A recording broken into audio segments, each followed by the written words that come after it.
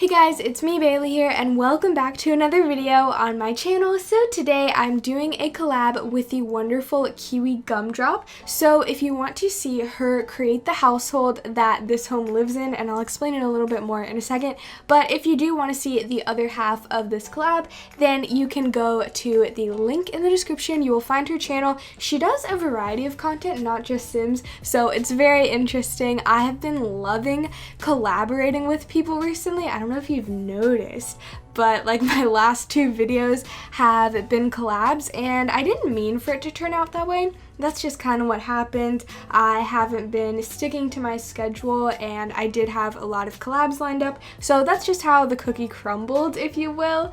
But I didn't mean for it to be that way, and hopefully it doesn't bother you. I don't see why it would, because it's just me doing more speed builds. But if you have noticed, yes, it is a common thing that I've been doing lately, and I have another collab coming up with one of my closest Sims friends, at least from what I would consider. I'm always scared to say that because I don't know if people feel the same way, but that will be a Create a Sim collab, and then I have another build collab coming up maybe later in the month or into October. I'm not really sure, but I'm sorry if you're somehow upset with me doing all these collabs. I think it's really fun though. But for this collab, we decided that KiwiGumdrop would create a family and I would create the house for that family. So there was a bit of interpretation involved, and that made me a little bit nervous, I'm not gonna lie. Just because I wanted to do this family justice, I'm not gonna tell you everything because that needs to be saved for the other video in this collab on KiwiGumdrop's channel. But the overall concept of the family is just so cute. It's kind of funny because my last video was a build swap with Simming Bird, and in her build swap she kind of made a storyline that's similar. It's just a weird coincidence, but the overall storyline of this family is that it is a granddaughter living with her grandmother, and they also have a pet. I'm not gonna say what their pet is, but it's not very conventional. I think their pet is just really cute. But yes, it is a granddaughter and a grandmother living together, and they both really like partying. I thought that it was a really original and fun idea. So you will see that because there's a grandmother living here, there are a lot of older furniture pieces.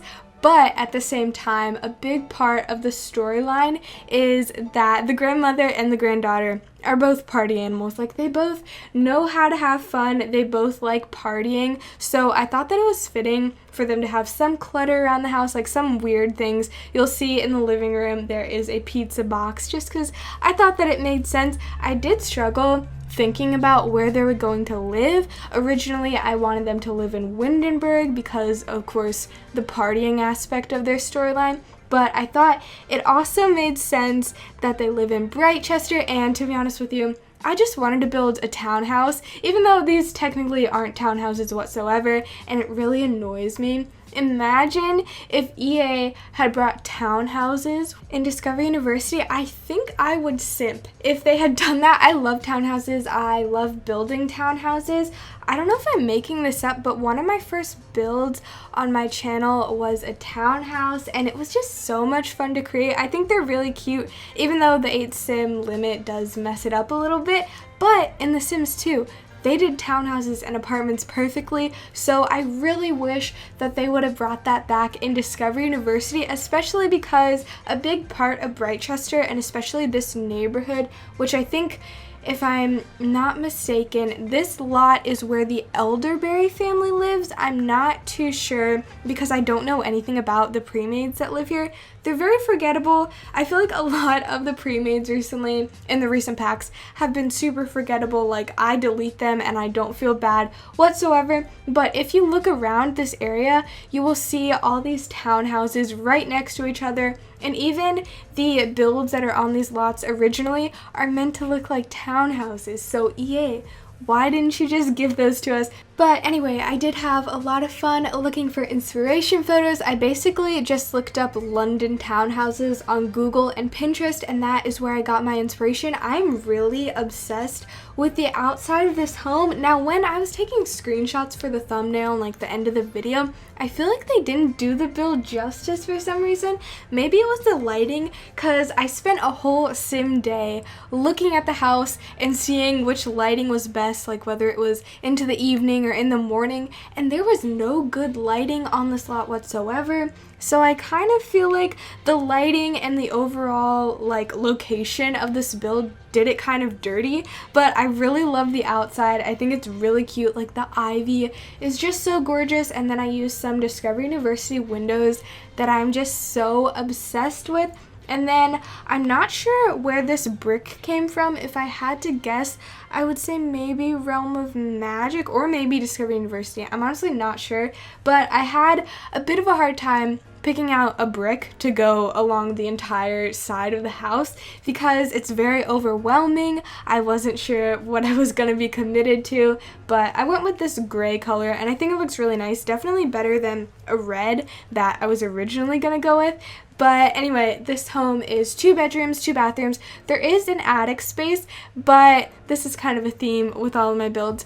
It's not accessible. I know we have ladders now. There's really no excuse, but with the floor plan that I came up with, it just wasn't gonna work. Like the ladder would have probably ended up being right in front of the stairs, and I wasn't gonna like that at all. So I ended up making the attic so that it's not accessible. I do put like a couple of boxes up there for some reason. You're not gonna notice it even if you do play in this house, if you do end up doing it, but I don't know, I just ended up putting it there. I do wish that I would have been able to add the ladder, but I think it's okay.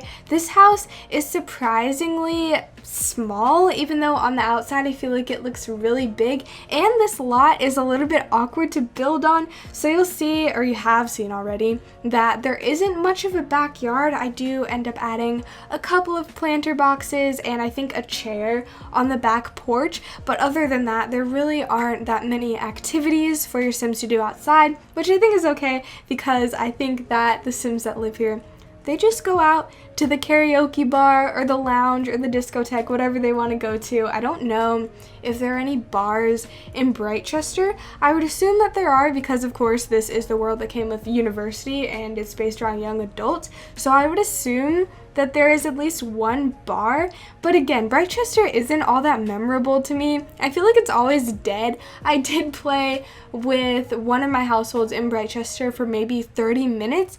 And every single lot that I went to was completely dead. I know people say that about The Sims 3, that no one ever shows up to the lots, but I feel that way about The Sims 4. No one was going to these lots except for elders, which is, I guess, okay with this family because one of them is an elder, but it was really annoying to be honest. Anyway, speaking of The Sims 3, and I did want to address this for a while now, and it's only gotten worse. If you're on Twitter, you will know this. Why is there an all-out war between Sims 4 players and Sims 3 players all of a sudden? Like, in my opinion, it's not funny, it's not entertaining. Like, there's really nothing to talk about because everyone has their own preferences. I don't know, it doesn't make much sense to me, but if you have been on Twitter, you will definitely have noticed this trend of people who play The Sims 4 just absolutely hating on Sims 3 players. It's just, I don't know, a little bit immature in my opinion.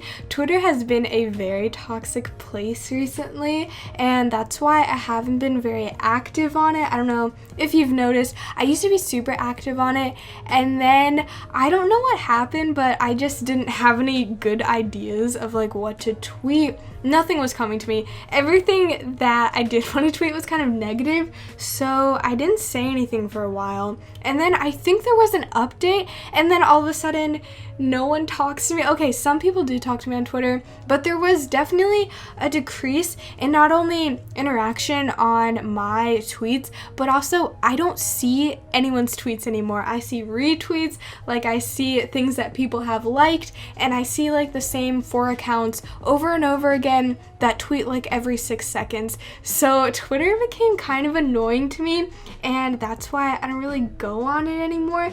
But also, it has been incredibly toxic lately. I'm not even going to address some of the stuff that has happened. I feel like there was a lot of deeper issues other than The Sims 3 and The Sims 4 war, which I just think is a little bit stupid in my opinion. But yeah, just be nice to people, and then people will be nice to you, and then you won't have to complain. It's like a loop, okay? Just be nice. But I just wanted to address that because it was really annoying. I don't really go on any social media anymore. I've never been an Instagram person. A lot of my friends are obsessed with Instagram, but it's just not for me. Like, I don't think I'm important enough to take pictures of myself and like what I'm doing throughout the day. That's never really been my thing. Also, my Snapchat is an absolute mess. I was added to a ton of group chats this year of like Miss Blank. I'm not going to say any of my teachers' names, but like of certain classes that I have, just people found out that I was in that class and added me to these group chats. So I randomly opened my Snapchat and I was just in all these different groups that I didn't even know I was in. I might have ghosted them. They were having these conversations, forming relationships, and I just didn't even know that I was in these group chats. So that was kind of interesting.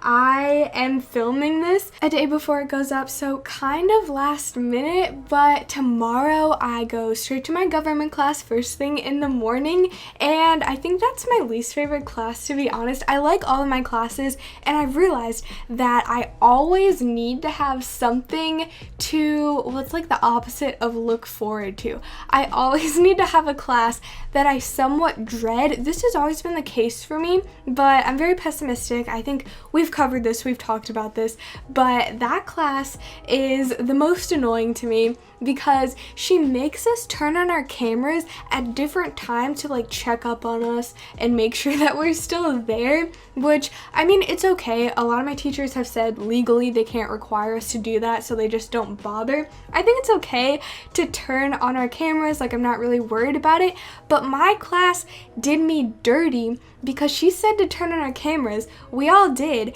and then within like 1.5 seconds, everyone had their camera turned off, except for me. And all of a sudden my face was filling the whole laptop screen. It was incredibly embarrassing. Like, I didn't catch the memo that we were all just gonna turn on our cameras for a second. It was kind of weird. I like that class though. I think it's fun, even though we've only been doing actual work for a couple of days. I do think learning about politics is really interesting. I don't know if this is just me getting older, but I honestly had no concept of politics whatsoever. Like, I really don't know a lot about what's going on in the country. So it's very interesting to learn about the government and like elitism and things like that. It's definitely very eye-opening because it's an extremely big part of the country. So I wanted to talk about that for a little bit. Kind of embarrassing, but I'll get over it. I'll just try to focus on the class. When I was in, I think 7th grade, I took civics, which I know isn't the same thing, but I was really bad at it just because I wouldn't study whatsoever. So hopefully I'm better at government. I'm not taking AP this year for history, so hopefully I'll be really good. Anyway, we just finished with the bedrooms. So the bedrooms are very different from one another. The first bedroom that we did is, of course,